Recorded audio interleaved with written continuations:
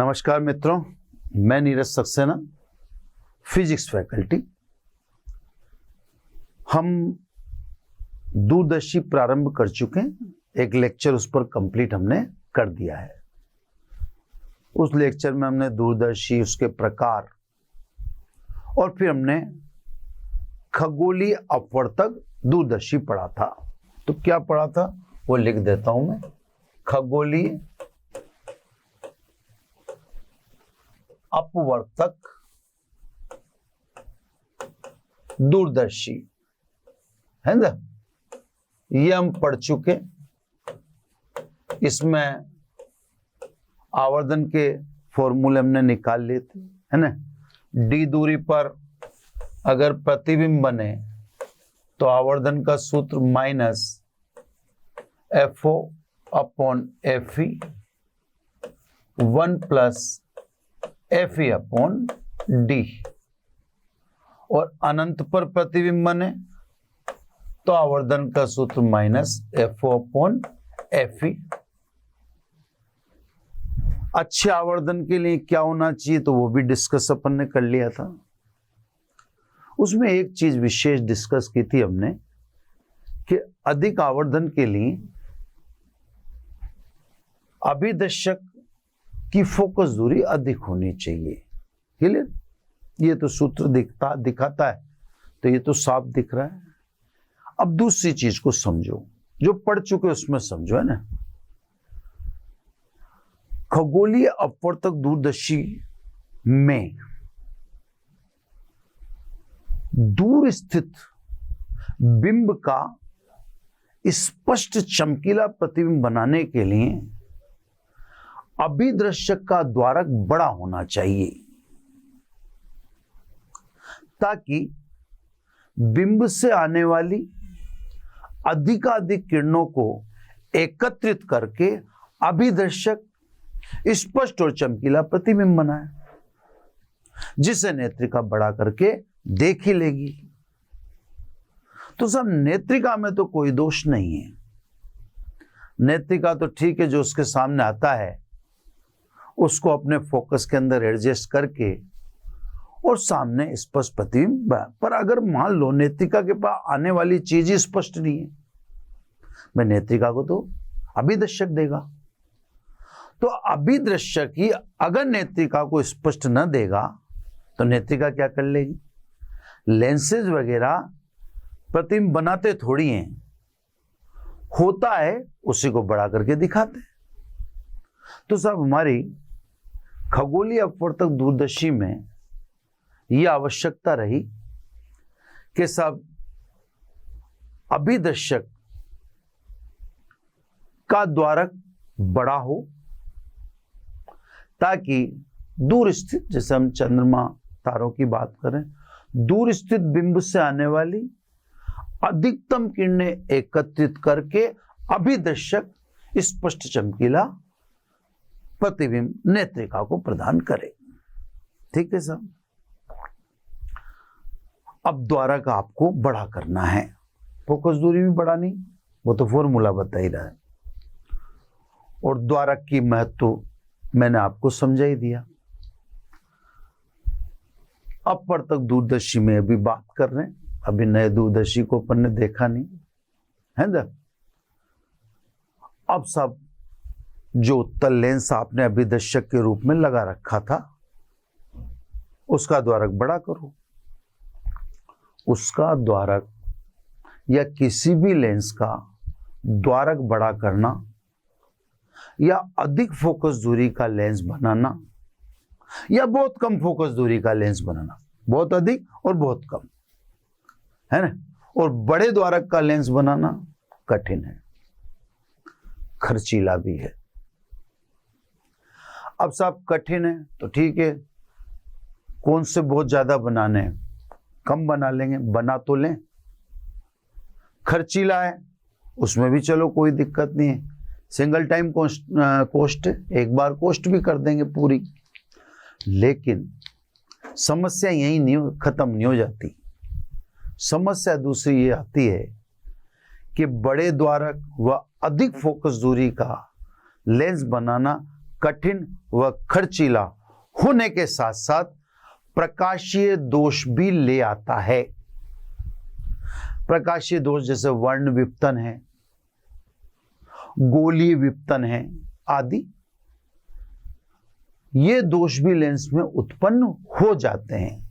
अब दोष का क्या निवारण है?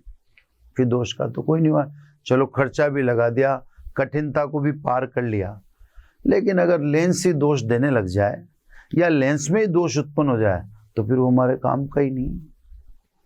तो सब खगोलीय अपवर्तक दूरदर्शी में ठीक है प्रतिबिंब देखते हैं, लेकिन और अच्छा देखा जा सकता था, बशर्ते अभिदर्शक की द्वारक बोध बड़ा होता और फोकस दूरी बहुत अधिक होती। लेंस में यह कर पाना संभव नहीं हो रहा है। तो साहब लेंस में तो ये पॉसिबल नहीं हो रहा, दर्पण में ये हो सकता है। तो स्वाभाविक है अब हमें पढ़ना पड़ेगा परावर्तक दूरदर्शी या परावर्ती दूरदर्शी। परावर्ती दूरदर्शी में दो हैं हमारे सिलेबस में, एक न्यूटोनियन है मतलब न्यूटन का दूरदर्शी है, एक कैसग्रेनियन है। अब कभी न्यूटोनियन सिलेबस में रहता है, कभी कैसग्रेनियन रहता है, तो हम तो दोनों ही पढ़ लेते हैं क्योंकि दोनों में बनाना चित्रीय। तो साहब अब परावर्तक दूरदर्शी में पहला ए न्यूटोनियन है ना, न्यूटोनियन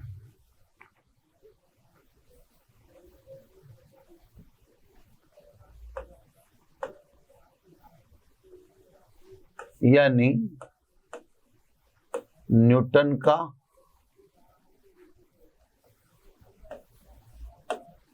परावर्तक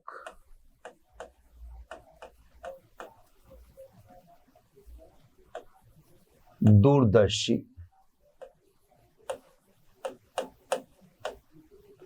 ठीक है ना, आपको समस्या समझाई दी किसकी? खगोलीय अपवर्तक दूरदर्शी की। क्या समस्या है?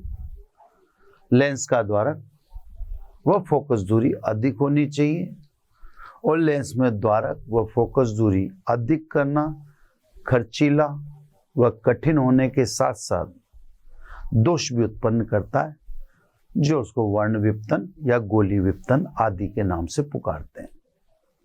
तो कुल मिलाकर उत्तल लेंस या जो अभिदर्शक है उसके द्वारा को हम एक सीमा से अधिक बड़ा नहीं कर सकते, जबकि रिक्वायरमेंट है कि उच्च आवर्धन के लिए वो बड़ा होना चाहिए। तो सब वैज्ञानिक न्यूटन ने अभिदर्शक को संशोधित किया और लेंस के बजाय बड़े द्वारक वाले अवतल दर्पण का उपयोग कर दूरदर्शी का निर्माण किया, जिसे कहते हैं न्यूटोनियन या न्यूटन का परावर्तक दूरदर्शी। तो एक छोटा सा करेक्शन किया गया, अभिदर्शक में से लेंस रिमूव कर लिया। नेत्रिका में तो कोई प्रॉब्लम हमें शुरू से ही नहीं आ रही, न सूक्ष्मदर्शी में आ रही न दूरदर्शी में आ रही। तो नेत्रिका प्रॉब्लम देगी नहीं ना, क्योंकि नेत्रिका के पास तो जो आएगा उसको बड़ा करके दिखाएगी। अब नेत्रिका के पास ही कोई चीज स्पष्ट नहीं आएगी तो नेत्रिका क्या कर लेगी? तो नेत्रिका को रिप्लेस करने की, रिमूव करने की कोई जरूरत नहीं है। हमारी प्रॉब्लम अभिदर्शक है, तो न्यूटन ने अभिदर्शक में लेंस के स्थान पर अवतल दर्पण का इस्तेमाल कर जो दूरदर्शी बनाया उसे न्यूटोनियन यानी न्यूटन का परावर्तक दूरदर्शी कहते हैं। अब चित्र देख लें आप ध्यान से, है ना। ये सब, ये तो एक कवर दिया है अपन ने, है ना। कवर में थोड़ा सा गैप दे दें, यहां इधर अपन अवतल दर्पण दिखाएंगे, है ना। अब देखो चित्र सब, मेरी कोशिश रहती है कि चित्र बेहतर से बेहतर बने। ये सब बड़े द्वारक का अवतल दर्पण, चलो सब अवतल दर्पण तो बिल्कुल क्लियर सा बन गया आपको, मेरा ख्याल है इससे समझने में दिक्कत नहीं। ये तो अवतल दर्पण, ठीक। वही दूर स्थित यानी अनंत से किरणें आ रही हैं, ये सब ध्रुव है ना, मध्य बिंदु परावर्तक पृष्ठ का केंद्र, ये मुख्य अक्ष है ना। ये दो चीजें तो अपन दिखा दें। अब देखो सब ध्यान से, ये अनंत से किरणें आ रही यानी बिंब अनंत पर, बिंब अनंत पर तो प्रतिबिंब फोकस पर बनेगा, ठीक है। अब फोकस पर बनेगा तो जैसे मान लो ये रहा फोकस, यहां प्रतिबिंब बनेगा, यहां पर ये अवतल दर्पण है, अवतल दर्पण किसकी जगह लगा दिया गया है? लेंस की जगह। कौन से लेंस की जगह? अभिदर्शक की जगह, ठीक है साहब। तो ये तो क्लियर हो गया। अब थोड़ा यहां पे ध्यान से समझिएगा आप, प्रतिबिंब फोकस पे बनेगा, ठीक है ना। अब फोकस से थोड़ा सा पहले, इससे थोड़ा सा पहले एक समतल दर्पण रखा जाएगा। ये देखो आप, ये समतल दर्पण 45 डिग्री कोण पर, ये मैं आपको एंगल भी दिखाता हूं बाकायदा किस तरह से मैनेज होगा। ये देखो, ये 45 डिग्री एंगल, ये मिरर, ठीक है। मिरर को मिरर की तरह दिखाने के लिए मैं साहब इसके पीछे कलई दिखा दूं, छोटे छोटे, मैंने चित्र ऐसा बन जाए ताकि आपको क्लियर समझ में आए, ठीक है साहब। तो साहब ये समतल दर्पण है, सिंपल है ना, कोई स्पेशल नहीं, मात्र समतल दर्पण। ये अपन ने अभिदर्शक यानी अवतल लेंस के फोकस से थोड़ा सा पहले रख दिया।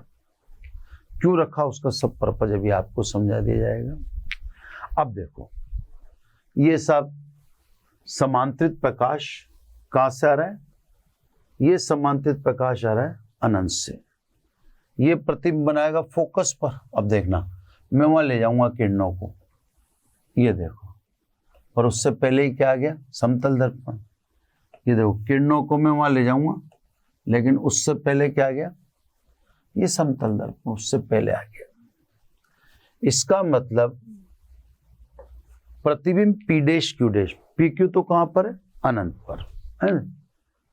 तो पी डैश क्यू डैश जो प्रतिबिंब है, यह किसके अंदर बना? समतल दर्पण के अंदर बना।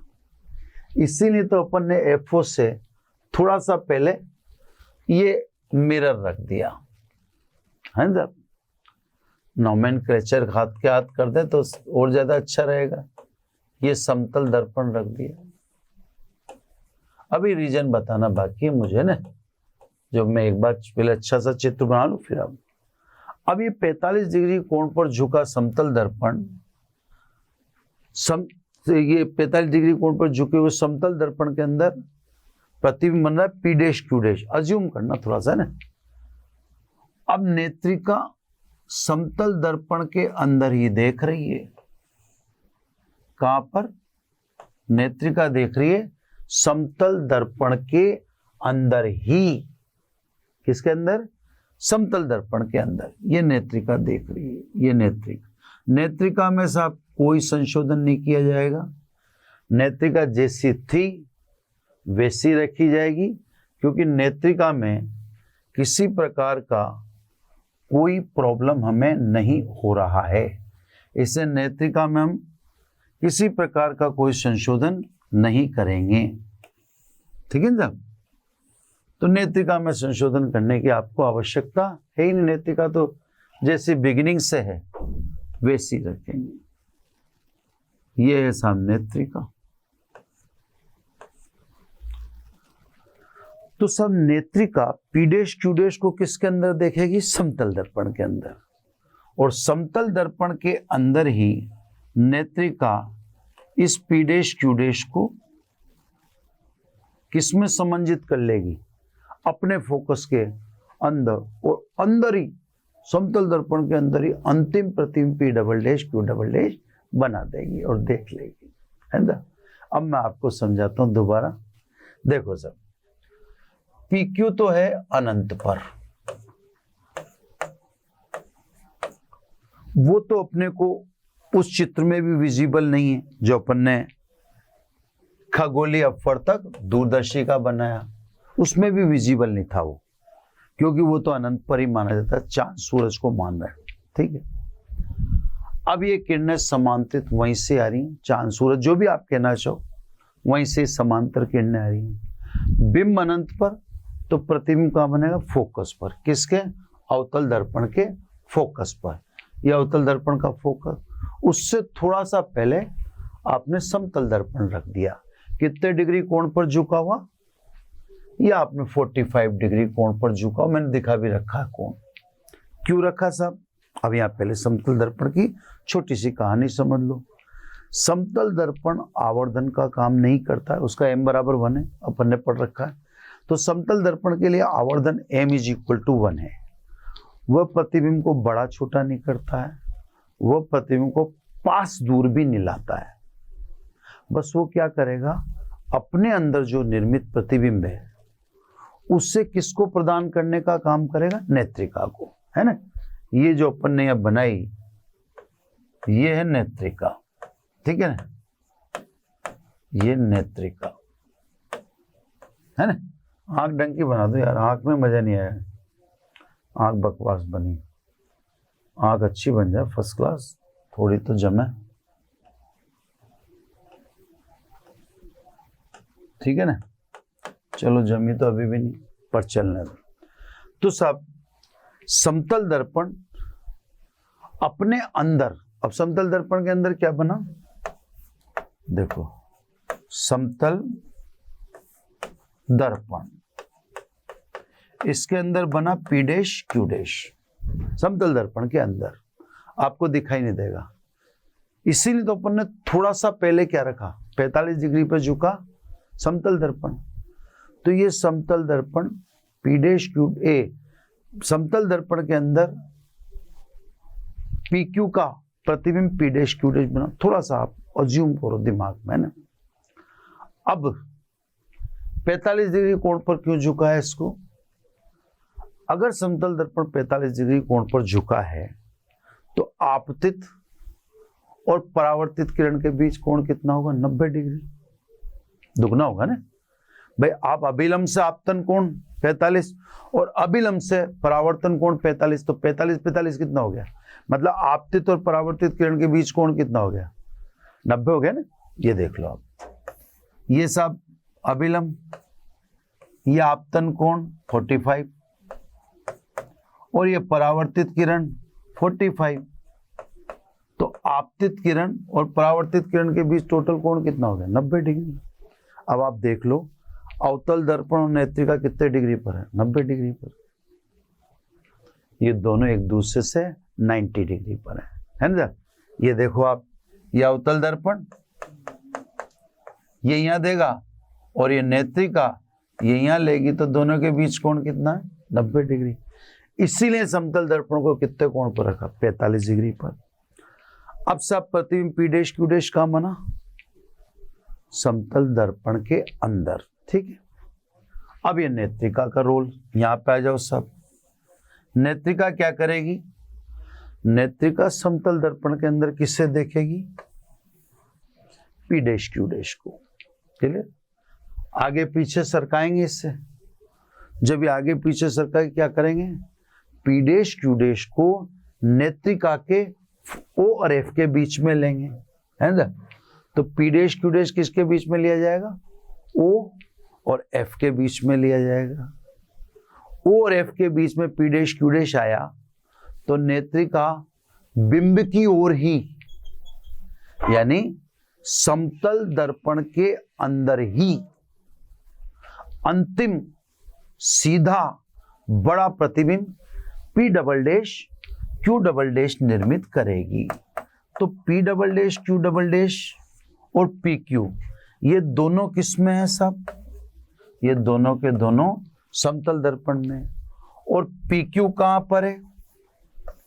PQ अनंत पर है। तो आपको इस चित्र में न तो PQ दिखाई देगा, है ना, न P डैश Q डैश दिखाई देगा क्योंकि वो समतल दर्पण के अंदर बन रहा है। न अंतिम प्रतिबिंब P double dash Q double dash दिखाई देगा क्योंकि नेत्रिका उसे बना ही कहाँ रही है? समतल दर्पण के अंदर ही। अब आप 30 सेकंड तक चित्र को ढंग से देख लीजिए, फिर कोई चीज आपको समझ में नहीं आती तो मैं दोबारा कोशिश करता हूं।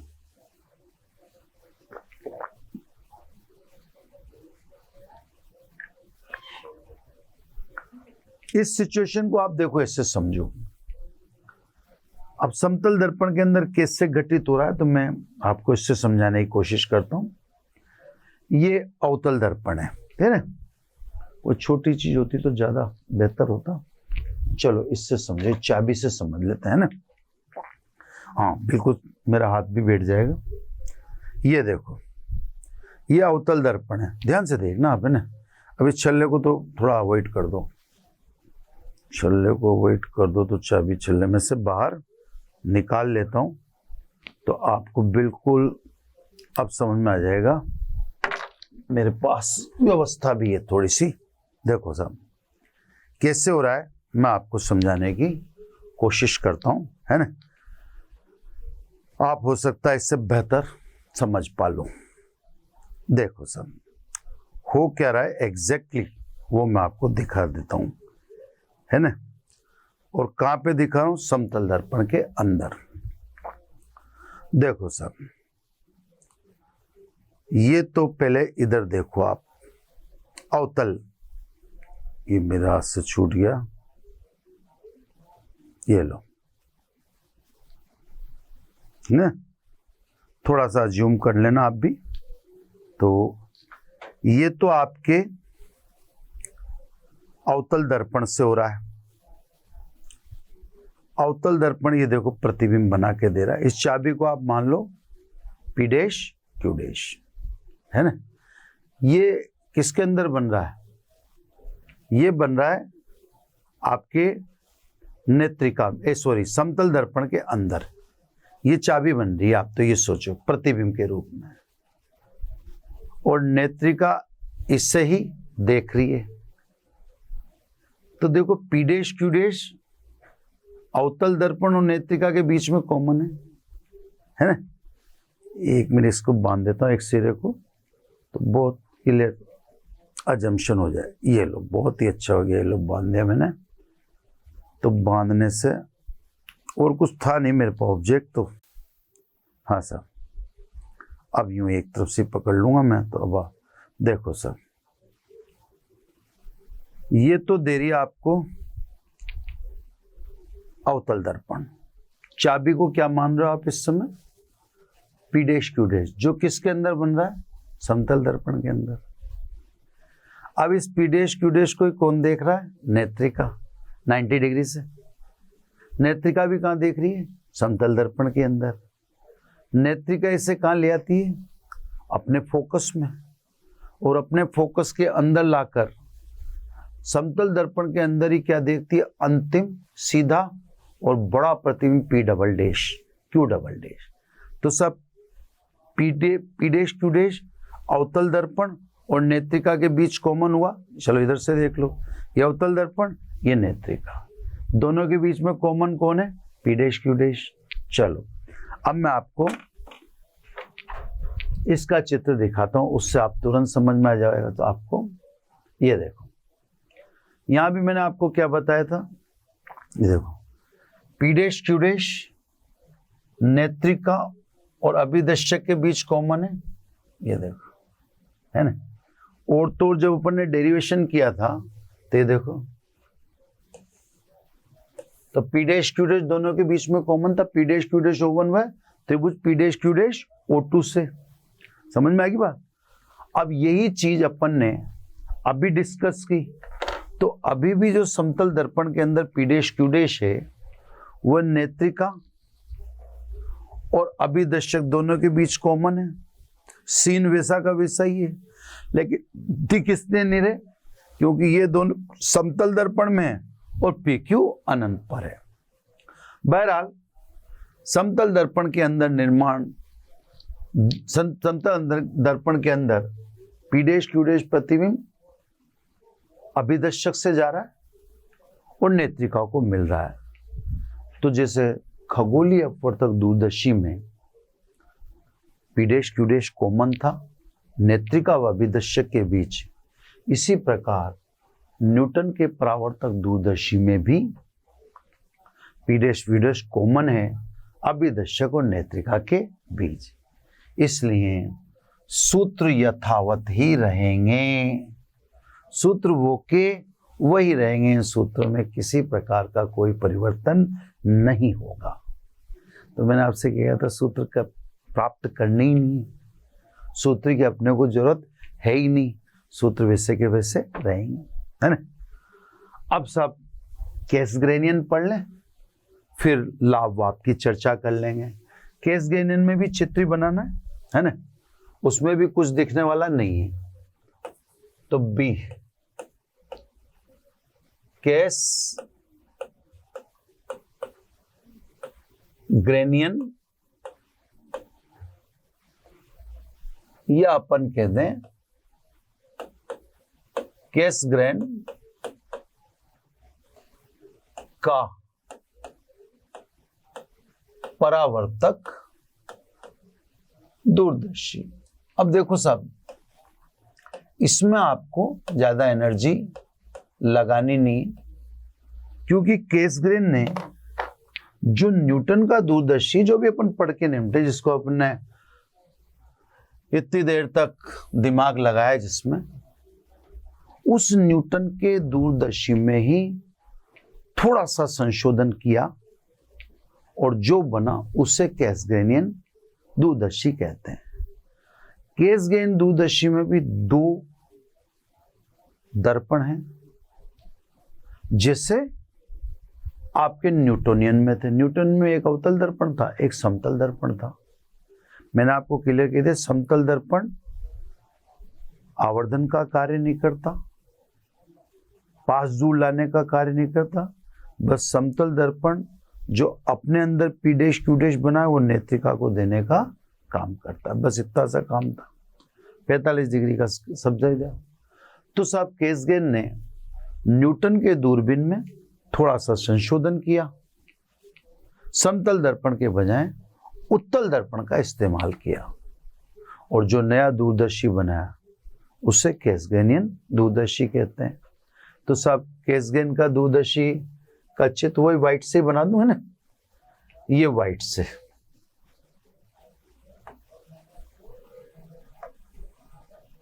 ये वही अवतल दर्पण अभिदर्शक है ना।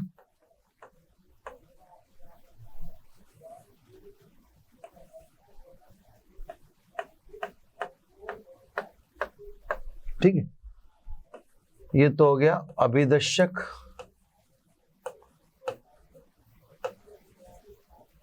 है ना। प्रथम दर्पण दो है ना इसमें, तो प्रथम दर्पण तो ये हो गया प्रथम दर्पण।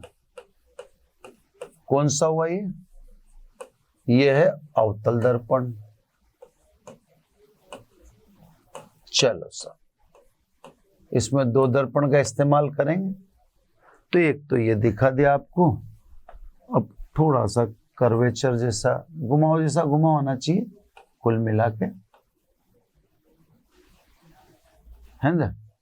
नेत्रिका में थोरोली कोई दोष नहीं है, नेत्रिका पूरे चैप्टर में ही चेंज नहीं होगी ना। मुख्य अक्ष, ये सब मुख्य अक्ष दिखा दें सेंटर करते हुए, ये मुख्य अक्ष कमोबेश है ना, उसी तरह से। चलो अब यहां पर इसमें ये द्वितीय दर्पण, ये सॉरी एक मिनट, दूसरा दर्पण है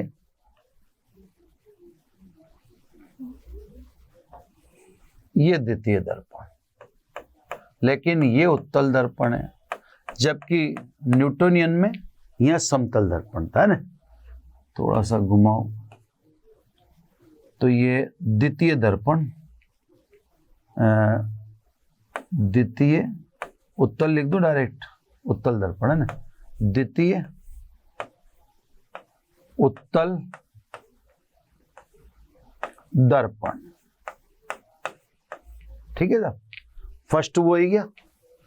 अब देखो सब, कवर करना चाहो तो कवर कर लो, कवर नहीं बनाना तो मत बनाओ। जैसे अपन ने उसमें तो कवर बनाया था ना, चाहे तो यहां भी बना सकते हैं कवर, ऊपर और नीचे ऐसे, है ना। और नहीं बनाओ तो मत बनाओ, कोई ऐसी खास जरूरत नहीं है, ठीक है। अब ये अनंत से, यानी बिंब पी क्यू तो वही अनंत पे रहेगा हमेशा, है ना।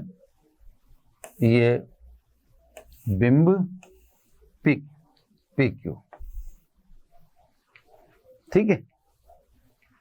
एक मिनट यहाँ पे डबल लकीर, इसको मिटा दें, है ना। चलो सिंगल तो ठीक है, इससे कोई दिक्कत है ही नहीं सिंगल में। यार कितनी सही रेखा खिंच गई थी वो, एक सीध में भी आ गई थी। चलो अभी भी सीध में, ये तो सब वही अनंत से आ रही, वही चांद तारा, यानी पी क्यू आप अज्यूम कर लो जो अनंत पर है। इसका प्रतिबिंब फोकस पे बनेगा, ये फोकस FO, है ना। अब प्रतिबिंब फोकस से तो पहुंच ही नहीं पाएगा, क्योंकि उससे पहले अपन ने क्या रख दिया, उससे पहले उत्तल दर्पण रख दिया गया, है ना। तो प्रतिबिंब बनता तो कहां पर, फोकस पर बनता, लेकिन उससे थोड़ा सा पहले हमने अवतल दर्पण के फोकस से थोड़ा सा पहले द्वितीय उत्तल दर्पण रख दिया, जो आपको सामने दिख रहा है। अब यह किरण प्रदान करेगा नेत्रिका को, ये किरण प्रदान करेगा नेत्रिका को, है ना। वहां पर नेत्रिका है, तो पी डैश क्यू डैश नेत्रिका कहां देखेगी, ये नेत्रिका, है ना।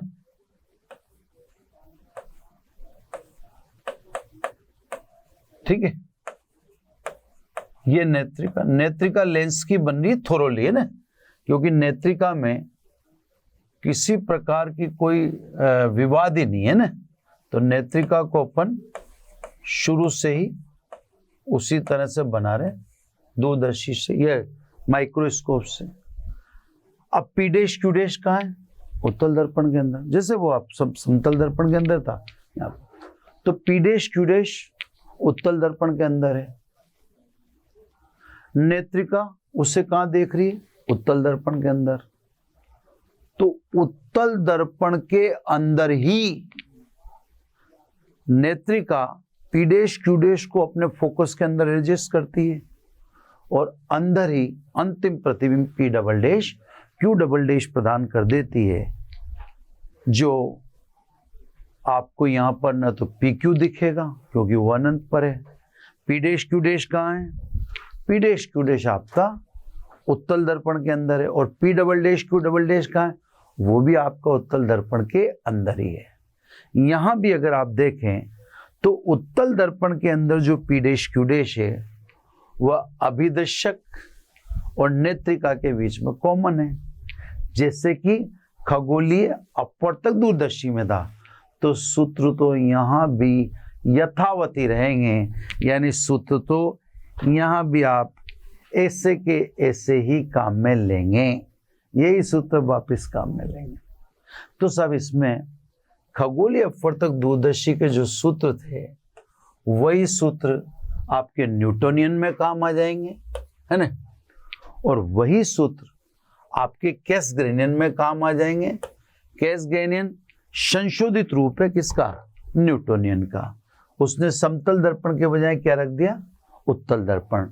वहां भी दो दर्पण थे, एक अवतल था और एक समतल था। यहाँ एक अवतल दर्पण है, दूसरा दूसरा उत्तल दर्पण है। बाकी सब चीज वैसी की वैसी है, सारी चीज है ना।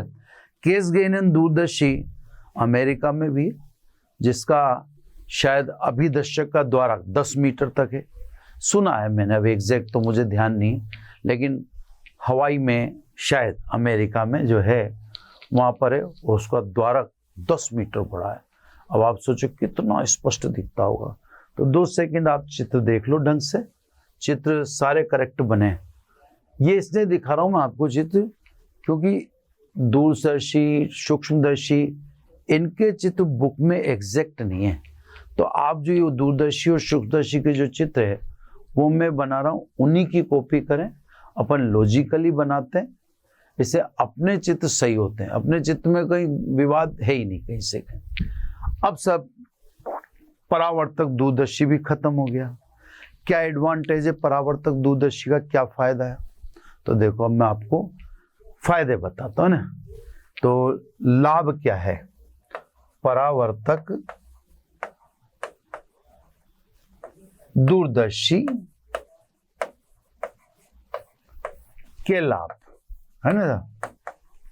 देखो सब लाभ में एक तो आप ये ध्यान रखो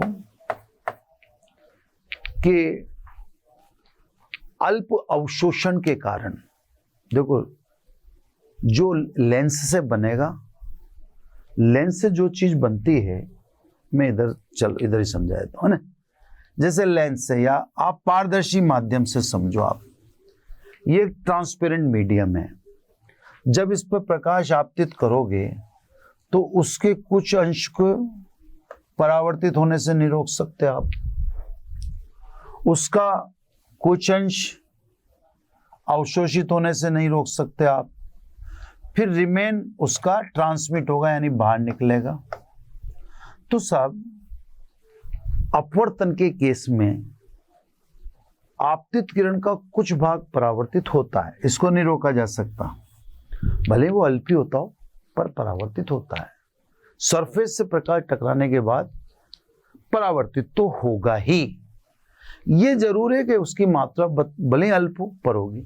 मान लीजिए अगर ऊर्जा का 10% इधर चला गया तो रिमेन 90% ही रह गया।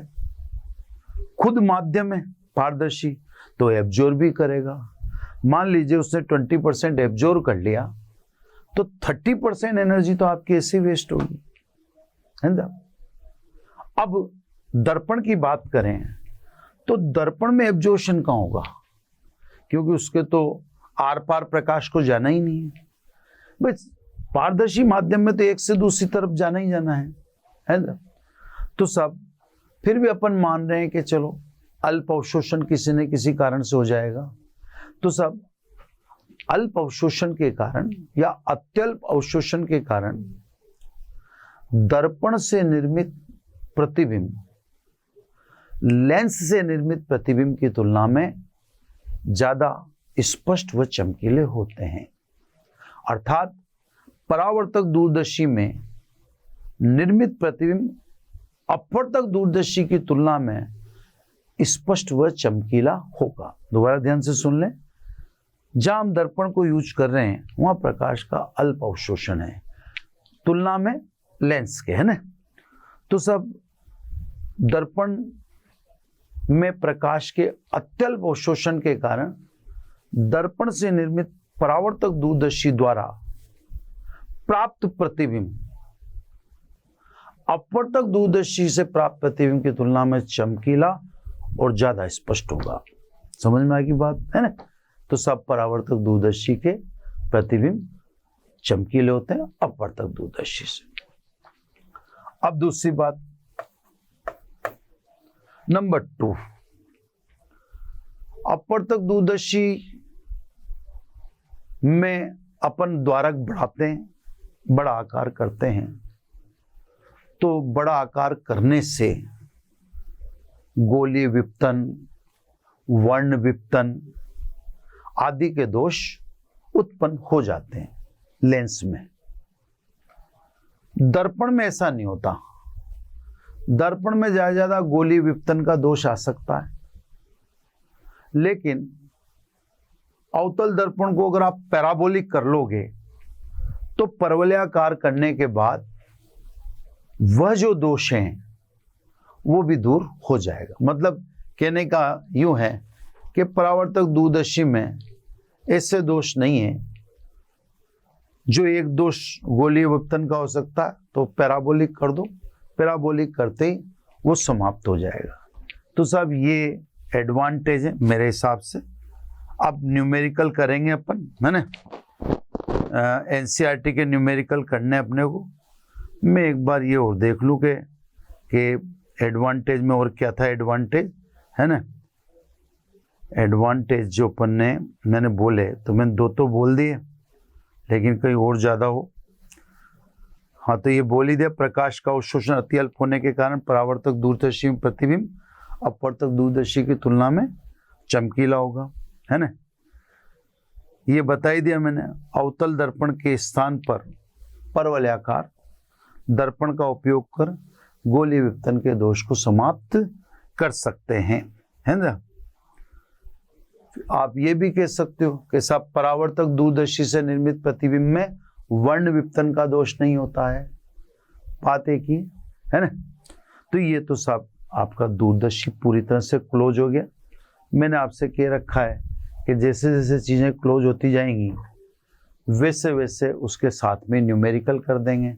अब केवल मानव नेत्र बचता है, तो पहले इसके न्यूमेरिकल हाथ के हाथ देख लेते हैं, एनसीईआरटी वाले, है ना। चलो सब एनसीईआरटी वाले न्यूमेरिकल में एक 13 न्यूमेरिकल था, 13वां न्यूमेरिकल। 13वां न्यूमेरिकल मैंने आपके हाथों हाथ करवा दिया था। 13वें न्यूमेरिकल में सिंपल सा था, इसलिए उसको हाथों हाथ वहीं ले लिया था। अब न्यूमेरिकल नंबर 13 के बाद चलो न्यूमेरिकल नंबर 14, है ना। जो एनसीईआरटी का, तो एनसीईआरटी में तो मैं नंबर डाल ही रहा हूँ, 13 करवा चुका हूँ ना। अब 14 में इसने ए और बी दो पार्ट ले रखे हैं। ए, किसी वेधशाला उसे कहते हैं जहाँ पे ये खगोलीय पिंडों का अध्ययन करते हैं, वो एक प्रयोगशाला वेधशाला कहलाती है।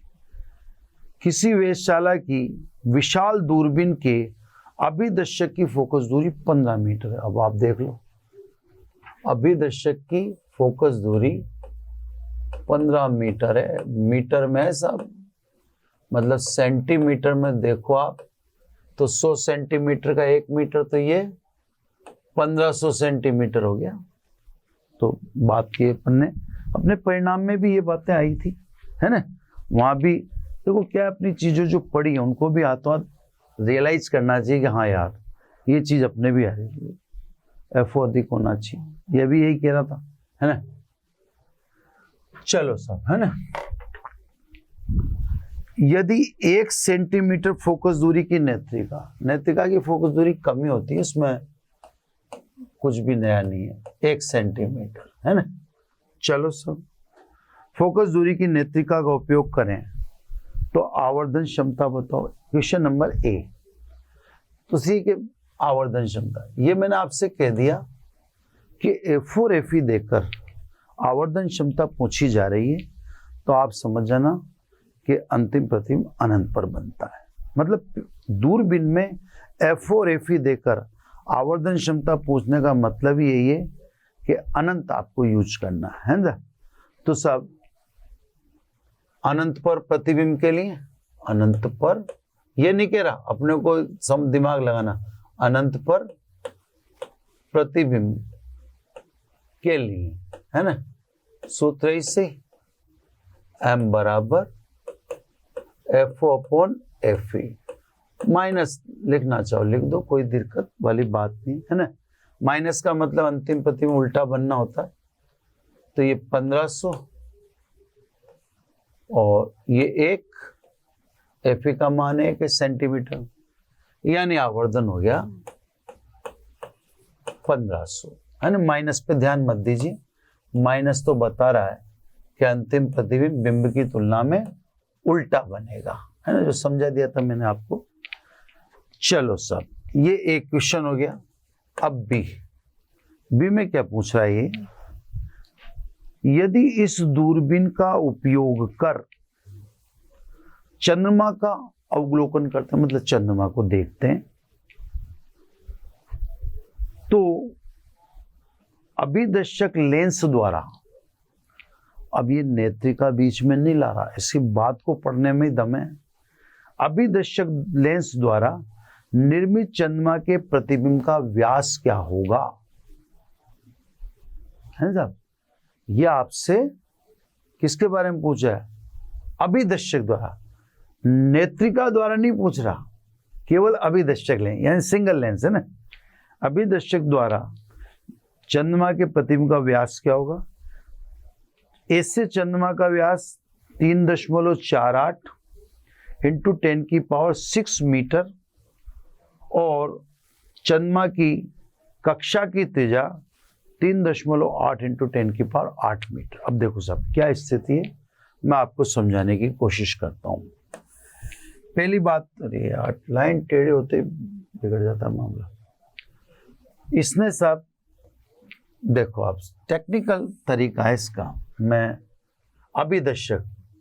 अभिदर्शक ये लेंस ले लिया मैंने, है ना, ये अभिदर्शक है, इसने और किसी के लिए बात ही नहीं की है, तो आप और किसी का दिमाग लगाना ही मत। अभिदर्शक है ना, ठीक है। अब ये मून, अरे यार पेन मिल जाओ, ये मून को अपन ऐसे बना दें,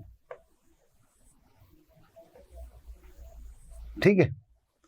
इसका व्यास अभी लिख दूंगा मैं, इसकी दूरी है ना, तो व्यास तो इसने बता दिया 3.48 इंटू 10⁶। आराम से देखो आप, है ना, मीटर है किलोमीटर एक बार देखना पड़ेगा।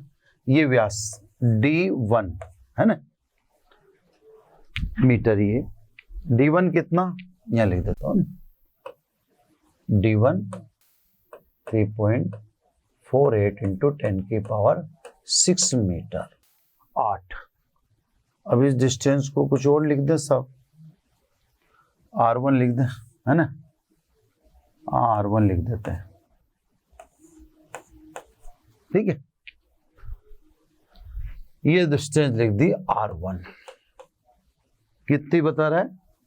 3.8 इंटू 10⁵ 3.8 इंटू 10⁸ मीटर। पहले देख लूं मैं एक बार, है ना। चलो अब ये जो प्रतिबिंब बना के देगा कौन? अभिदर्शक। अब सब ये कितनी दूरी पर है? इतनी दूरी पर, तो बिंब को कहां अज्यूम करोगे आप? बहुत दूर, मतलब अनंत पर। तो प्रतिबिंब कहां बनेगा? फोकस पर। प्रतिबिंब बना देता हूं पहले ना, ये प्रतिबिंब साफ बन गया, ये यहां पर है ना, ये प्रतिबिंब बन गया यहां पर। तो कितनी दूरी पर बना, माने दिख रहा, सब दिखा देता हूं आपको। प्रतिबिंब की दूरी R2 बराबर अभिदर्शक की फोकस दूरी। अभिदर्शक की फोकस दूरी कितनी है? मीटर में 15 मीटर ना, ये 15 मीटर। तो बिंब अनंत पर है ना, क्योंकि U अनंत, तो प्रतिबिंब फोकस पर जो कितना है? 15 मीटर। और इसको अपन यहाँ पे क्या बोल रहे हैं? R2 बोल रहे हैं। अब ये कह रहा है प्रतिबिंब का व्यास कितना होगा, यानी आपको D2 बताना है। ये सब, तो ये तो बिंब है, चंद्रमा है मतलब, और ये उसका प्रतिबिंब है ना। अब देखो दोनों ट्रायंगल आपको साफ दिख रहे, ये शीशा बिंब कोण है, ये 90 है, ये भी 90 है ना। तो सब ये दोनों त्रिभुज जो दिख रहे हैं आपको, इसको मैं कह दूं ABO है ना, और A डैश, एक minute, A dash B dash O दोनों समरूप है, तो सब क्योंकि त्रिभुज ए बी ओ व त्रिभुज ए डैश बी डैश ओ समरूप है ना, इसलिए भुजाओं का अनुपात समान होना चाहिए। आपसे प्रतिबिंब का व्यास पूछा है तो d2 अपॉन d1 है ना इज इक्वल टू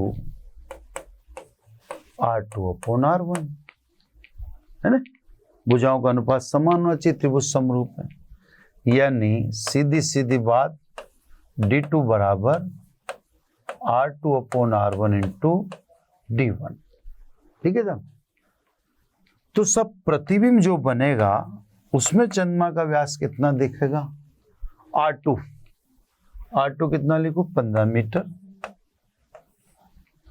है ना, अपॉन r1 कितना लिखना है 3.8 इंटू 10 की पावर 8 मीटर, ठीक है, इंटू d1 कितना 3.48 इंटू 10 की पावर 6। तो सब पावर तो आप एडजस्ट कर लो, ये 15 और ये 3.48, ये मीटर चल रहा है यहां तक है ना। अब देखो मीटर को अगर मैं सेंटीमीटर में लिख दूं, ध्यान से समझना सब, तो सेंटीमीटर में लिख दूंगा तो 100 आएगा, 100 में 10 की पावर 8 हो जाएगी, 10 की पावर 8 से 10 की पावर 8 कट जाएगी, और ये जो चीज बचेगी ये आंसर आपको किसमें दे देगी, सेंटीमीटर में। तो अपन प्रतिबिंब में चंद्रमा का व्यास सेंटीमीटर में बता देंगे, कोई फर्क तो पड़ ही नहीं रहा। दोबारा समझ लें, ये यहां से तो देखो सब मीटर में रख रखा, ये मीटर में रखा, ये मीटर में है, इससे ही ये भी मीटर में है, तो आंसर प्रतिबिंब में चंद्रमा का जो व्यास आएगा वो मीटर में आएगा। तो मैंने क्या करा कि 1 मीटर को 100 सेंटीमीटर ले दिया, 2 जीरो और आ गई तो 10 की पावर 6 और 2 जीरो तो 10 की पावर 8, 10 की पावर 8 से 10 की पावर 8 मैंने कैंसिल मान ली, संख्या बच गई। अब संख्या अपन कैलकुलेट कर लें तो सब प्रतिबिंब में चंद्रमा का व्यास कितना दिखेगा वो आपको मैं दिखा देता हूं, है ना। प्रतिबिंब में चंद्रमा का व्यास, ठीक है साहब, कितना होगा सब 15 इंटू 3.48 डिवाइडेड बाई 3.8, 13.736 है ना, यानी d2 इज इक्वल टू 13.736, तो 736 को 7 कर देता हूं। तो सब जो अभिदर्शक आपको दिखाएगा प्रतिबिंब, उसमें चंद्रमा का व्यास आपको इतना मिलेगा 13.74 सेंटीमीटर, है ना। देखते हैं, अपने पास टाइम तो कम है, अगर कोई छोटा न्यूमेरिकल होगा तो लेंगे, नहीं तो फिर अगले उसमें जाएंगे फिर न्यूमेरिकल। तो देख लेते हैं और कौन से न्यूमेरिकल हैं, है ना। 13 तो बता ही दिया था ना मैंने। अब ये आ रहा है सब न्यूमेरिकल नंबर 25 के बाद 28, चलो 28 हो जाएगा, है ना। 28 छोटा सा है तो 28 हो जाएगा अपने को। न्यूमेरिकल अपने को सब करने, इसमें ज़्यादा दिमाग नहीं लगाना, है ना। क्वेश्चन 28 एनसीईआरटी है, नंबर लिखता हूं तो एनसीईआरटी समझ जाया करो आप। 28 में कह रहा है ये, है ना, किसी दूरबीन के अभिदर्शक की फोकस दूरी 140 सेंटीमीटर, 140 सेंटीमीटर, है ना। वह नेत्रिका की फोकस दूरी 5 सेंटीमीटर, नेत्रिका की फोकस दूरी 5 सेंटीमीटर, ठीक है। दूर की वस्तुओं को देखने के लिए आवर्धन क्षमता क्या होगी, जबकि ए अंतिम प्रतिबिंब अनंत पर बने, और बी अंतिम प्रतिबिंब डी दूरी पर बने। तो ठीक है, डायरेक्ट ही हो गया, डायरेक्ट फॉर्मूले पर आधारित हो गया। अब 4Fe दे रखा है इसने, है ना। अभी आपसे पूछ रहा है, दोबारा एक बार पढ़ देता हूं, किसी दूरबीन के अभिदर्शक की फोकस दूरी 140 सेंटीमीटर और नेत्रिका की फोकस दूरी 5 सेंटीमीटर है। ठीक है, दूर की वस्तुओं को देखने के लिए दूरबीन की आवर्धन क्षमता क्या होगी जब ए दूरबीन का समायोजन सामान्य है। समायोजन सामान्य का मतलब होता है अंतिम प्रतिबिंब अनंत पर बने। बी अंतिम प्रतिबिंब स्पष्ट दर्शन की अल्पतम दूरी यानी 25 सेंटीमीटर पर बने। दोनों समय आवर्धन बताना है।